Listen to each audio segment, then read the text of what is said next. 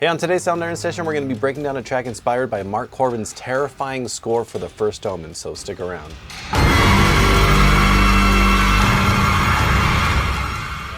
Hello again and welcome back to another Soundiron Sessions. My name is Craig Peters, and today we are going to be breaking down a track that I wrote that was heavily inspired by the music of the First Omen, and it was composed by none other than Mark Korven, who, as you may or may not know, is a master of creating terrifying soundtracks. So we're going to be checking out this track. I'm going to show you all the different Soundiron instruments that I use, some new ones that we've come out with, as well as some oldies but goodies. So let's go ahead, check out this track, and then we'll start breaking it down.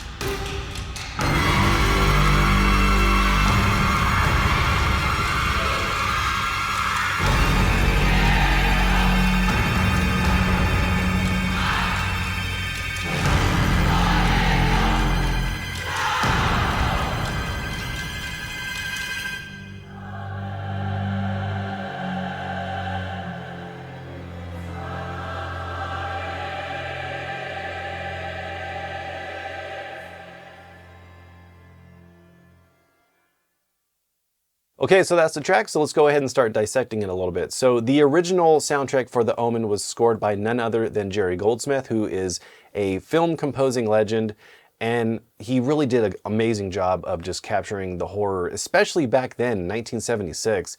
He just knew how to make that movie even scarier than it already was, and I think Mark Korven did a great job as well. For the score of The First Omen, and just in general, Mark Korven doesn't really tend to use very typical harmony. I know I've seen some videos where he talks about that. And for this score, he pushed for using a lot of orchestral instrumentation, like strings, big choirs. He even mentioned some ancient Roman brass, as well as, of course, using his apprehension engine, which is just this super cool instrument that he had made that just does nothing but conjure up just terrifying sounds. So in this track, I wanted to try and bring some of that spirit. So you can see that we have a lot of strings here. We're using a lot of Bartok pits for just building tension, cluster sustains, as well as some trills. You can hear a little bit of those viola trills in the middle. And for the choir, I'm using our Olympus Symphonic choir, which is mostly using the Venus Women's Choir, but I do have a little bit of the men's choir in the beginning just to bring those low voices, because in the score for The First Omen, he mentioned bringing in some singers who specialized in that low kind of sound and using that in the score, especially for certain characters and certain motifs. So I wanted to use a lot of our more aleatoric type sounds, because you hear a lot of that in the First Omen score, and also in some other of Mark Korven's scores, with just like The Witch, where you hear these very eerie sort of whispers and just like aleatoric drones and stuff like that. And then I don't have an apprehension engine, but we do have some cool libraries that conjure up that kind of sound, like our Iron Throne. We'll go into that a little bit, some different bowed and scrape sounds and things like that. So I really tried to pick and choose and build on this palette. And then I'm also using our new Nightmare violin, which is an instrument that I recorded just trying to take a violin and just use it in a different way, not necessarily in a pleasant way like you would hear in maybe, other types of orchestral music, but more or less using it as a tool for horror, and very inspired by some of the things I've heard by Mark Korven. So let's go ahead and check out how the track starts. So it starts off with our Voices of Rapture, the soprano, using the Latin phrases, and being as First Omen, I thought the Latin phrases would suit it very well. So it starts off with that, and then you start to hear some of these low sounds, and some of these low instrumentations are from our octabass, which is a huge, low stringed instrument. Not super common in a lot of orchestral string settings, but I think utilizing that, it has a special sound to it, and I'm using the octabass flautando. So let's go ahead and just listen to this and with the strings. So let's check that out.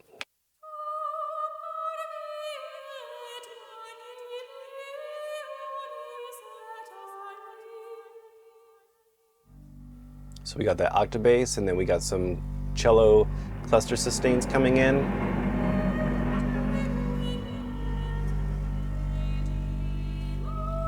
Then we're going to start bringing in some of that Nightmare violin. These are the ponticello sustains.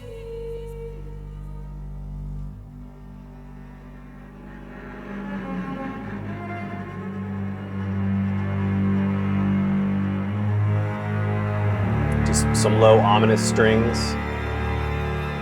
And some of those violin cluster sustains. And then those viola.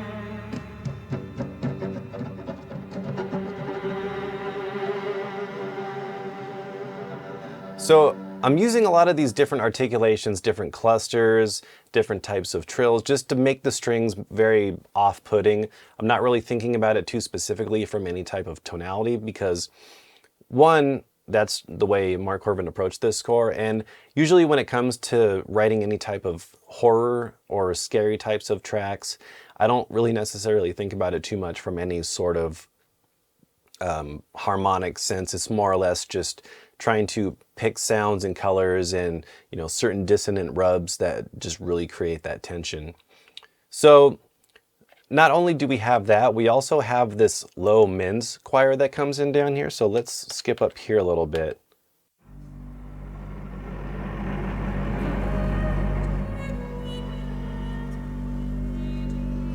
Here's very low, played down low on the keyboard of the mins, sustain A.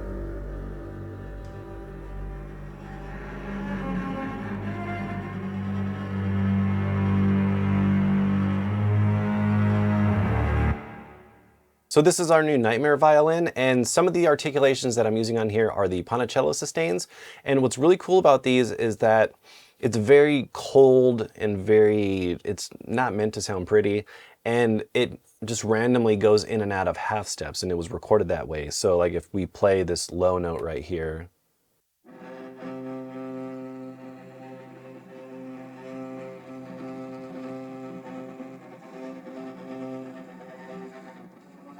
so here it kind of goes up a little bit, very, very fragile.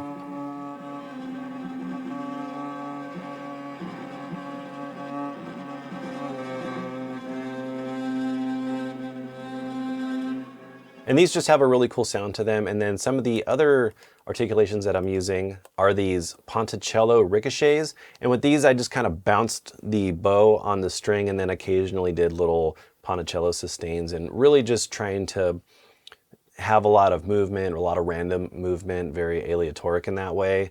So you can hear some of these.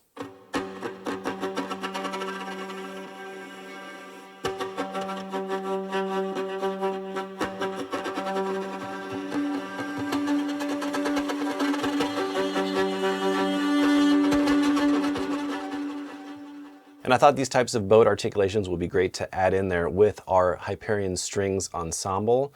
So, because you can see most of these are Hyperion strings ensemble, and then I'm just using the Nightmare violin as just an additional string texture.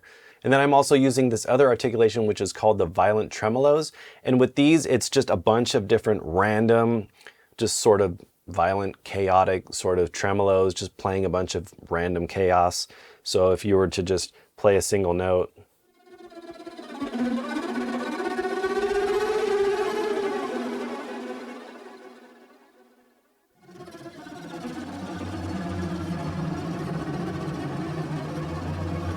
You hear it sort of spread out across the key range, and the cool thing about this is that it's using this key span right here, and it's set to RL key span, which is taking these low notes and it's pushing them to the right side, and then it's taking these high notes and pushing them to the left, sort of trying to simulate a little bit of a string section with the high strings and the low strings, and just layering that on top of the different clusters and sustains that we have in Hyperion Strings Ensemble.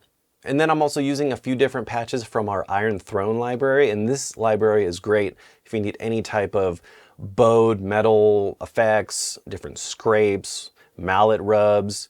We could play through a little bit of these, so if we want to hear some of these. Some really crazy raspy rubs. We have these mallet rubs right here. Very cool sound. So since I don't have an apprehension engine, some of these sounds were allowing me to get pretty close, because on his apprehension engine, he has some different rulers that are attached that he'll bow, or he'll use a slider with it, or to replicate some of that hurdy-gurdy type of sound, I used some of the Ponticello sustains just to try to kind of replicate that singled string bow sound. So we also have this bowed trem right here.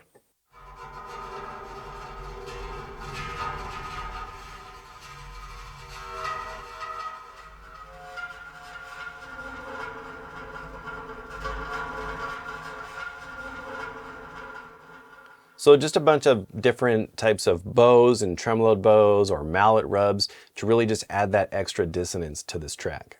And then moving back to the choir, I want to show you some of the more aleatoric choir sounds that I use. This is from Venus Effects. These are the boops and hoots.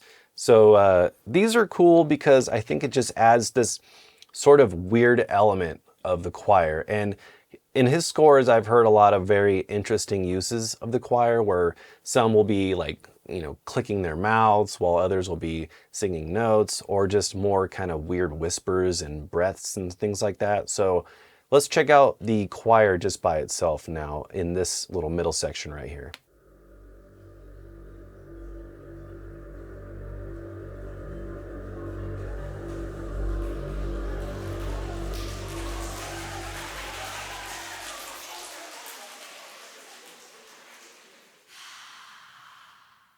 So right here we got some of these little whispered marcatos.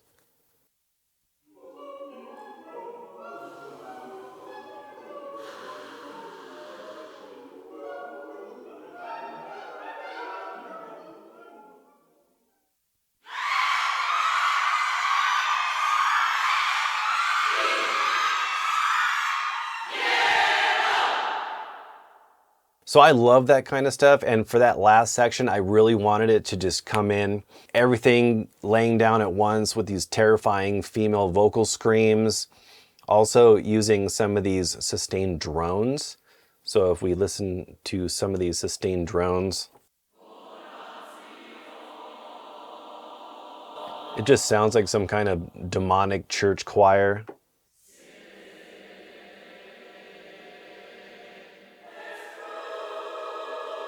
Very atonal. In this little last section, I really wanted to just sort of act as like a crazy jump scare, as if something on screen's going on that's just like horrifying. So I really was going for that. So starting from the top down with the strings, I wanted to use these clustered tremolos from the violins. And as it's sort of progressing in just this horrifying type of sound, we have these different clusters, and you can see it sort of stair-stepping up, and each one gets a little bit more intense.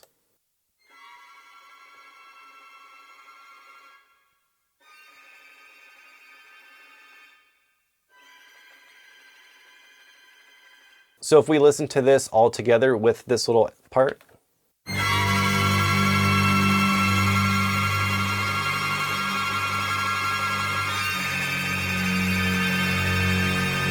And you can hear how, as the strings are moving down in these little chromatic little half steps, these tremolos are moving up. So you can hear this sort of like juxtaposition or sort of contrary motion with how this is working. Even though it's not melodic, it's still sort of working in that way.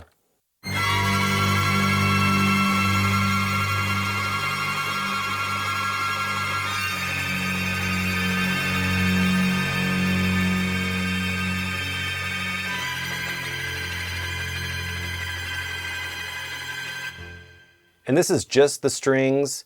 And you can see we also have some other clusters that come in. We have these second violin clusters, and then we have this cello legato and basses playing. And this is just pretty much going from this note, this G, to F sharp, to F.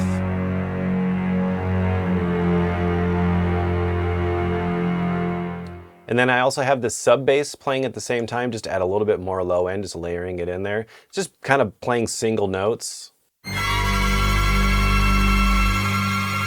Sort of where those brass stabs are.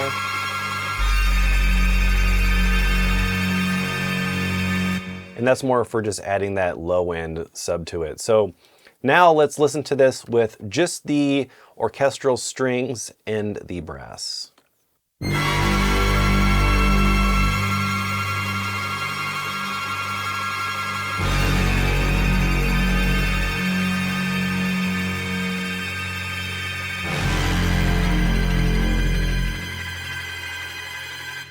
And if we listen to just the brass by itself, it's just using these decrescendo high articulations. So if we look at this here, it's just clusters.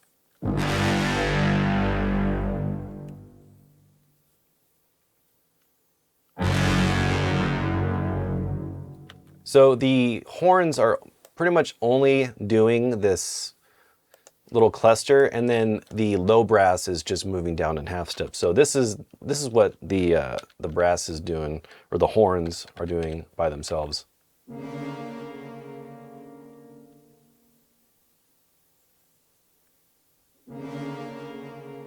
Just this repeated cluster, and then we just add in that low brass to have that moving motion.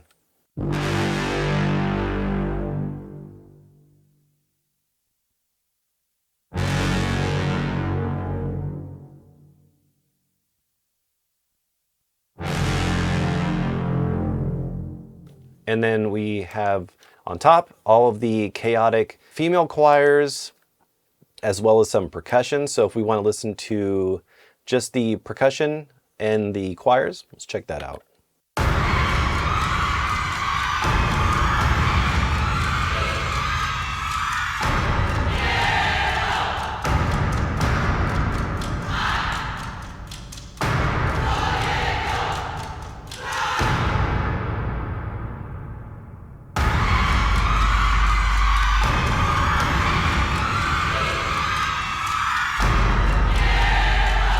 So that big impactful percussion that you're hearing is from Iron Throne, and this is using this strike ensemble right here, and I'm just basically layering up some different stuff. So you can hear there's all these different hits going on at the same time. So if we solo this, you can see these hits are just kind of random.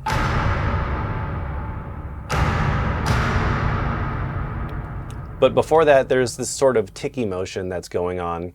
And this is just kind of adding a little bit of tension building up into the next part.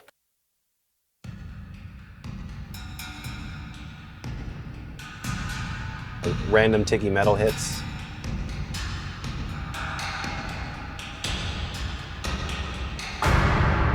And then we also have some other stuff going on too with our Apocalypse percussion. We have some ensemble clacks as well as some cymbal hits. So let's listen to just the percussion by itself. I'll take it back a little bit. Just kind of like random little ticky clacks.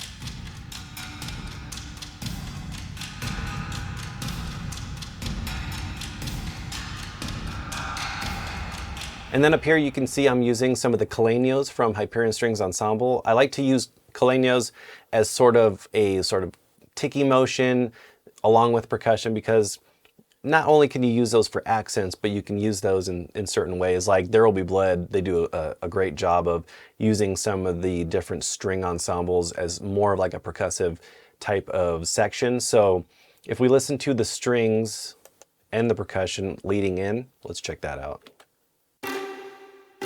So it almost sounds like a countdown that something bad's gonna happen. You can hear his little half steps in there. It's just building up a little bit.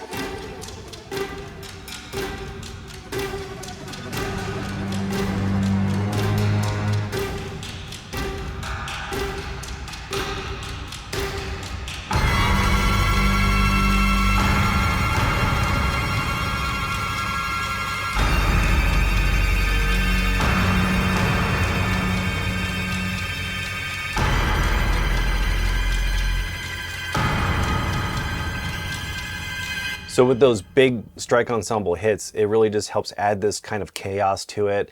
Very big, bold, impactful sounds.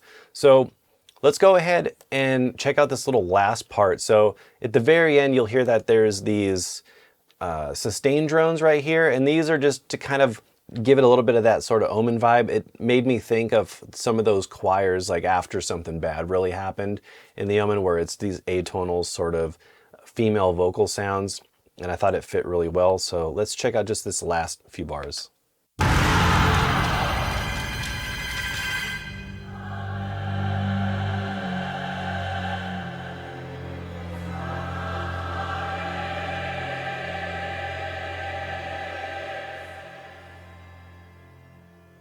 So it just kind of fades off as if something really bad just happened, and that's pretty much the after effects of maybe if there's some kind of overhead shot of something that was really horrible that happened, and just kind of leaves you feeling off with this sense of dread. So I was really trying to just kind of conjure up that type of sound. So let's just listen to the end one more time, and then we'll wrap it up.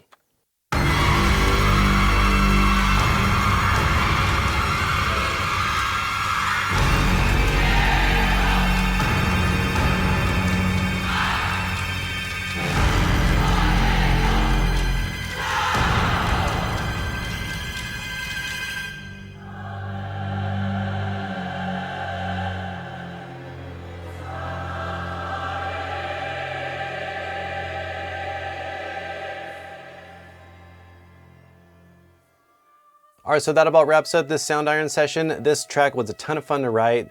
It's October, and if you haven't seen, we are doing our Halloween sale right now until October 31st. You could save 50% off on a bunch of our awesome, very scary virtual instruments. And if you like this video, make sure to give it a like, subscribe to our channel if you haven't, as a lot of you watch and you're not subscribed, so make sure you do it. So we really appreciate it. Thank you again for watching, and we will see you in the next one, and happy Halloween.